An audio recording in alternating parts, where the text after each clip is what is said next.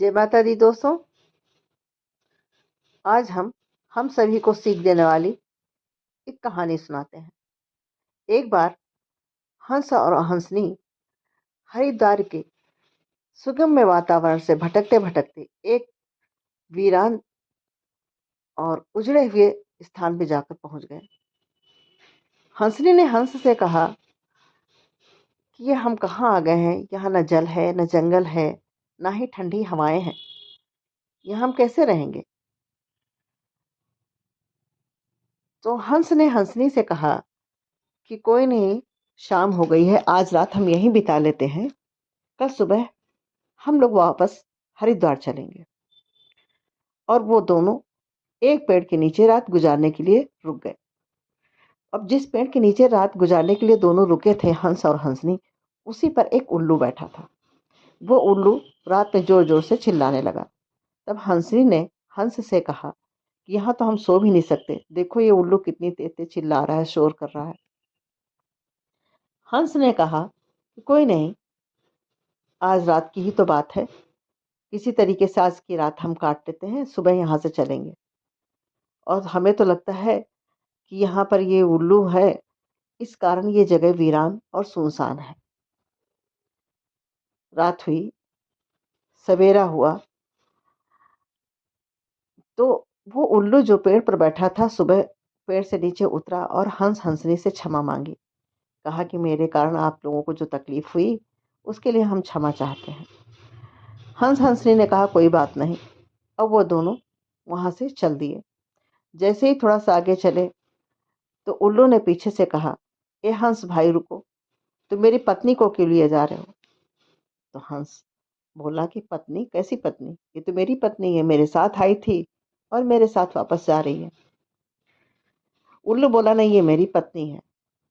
अब हंस बोले कि नहीं, मेरी पत्नी है। दोनों में बहस छिड़ गई। अब वहां आसपास के लोग, कई गांव के लोग इकट्ठा हो गए। पंच लोग भी आ गए, वो भी इकट्ठा हुए। अब सब लोगों ने उनकी बात सुनी कि यहाँ क्या हो रहा है। हंस कहे ये मेरी पत्नी है, उल्लू कहे ये मेरी पत्नी है। अब सबने जब सारी बात सुनी तो सब समझ गए कि ये हंस की ही पत्नी है, हंसनी। लेकिन उसमें से 5 पंच एक किनारे जाकर आपस में बात करने लगे कि देखो भाई, ये हंस और हंसनी अभी तो यहाँ से चले जाएंगे और हमें उल्लू के साथ रहना है। उल्लू तो यहीं रहेगा, तो हमें अपना निर्णय उल्लू के पक्ष में सुनाना चाहिए।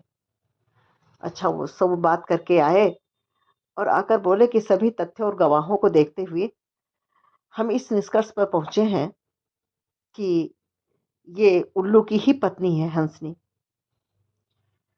अब हंस जोर जोर से चिल्लाने लगा कि ये निर्णय गलत है, आप लोगों ने गलत निर्णय दिया है, ये मेरी पत्नी है। अब वहां उसकी कौन सुनने वाला था। वो दुखी होकर वहां से जाने लगा। तभी उल्लू ने पीछे से आवाज लगाई कि अरे मित्र हंस, रुको। तो हंस ने कहा, अब मुझसे और क्या चाहिए, मेरी पत्नी भी ले ली, अब क्या मेरी जान लोगे। तो उल्लू ने कहा, नहीं भाई, ये हंसनी तुम्हारी ही पत्नी है और मैं तुम्हारी पत्नी नहीं ले रहा हूं।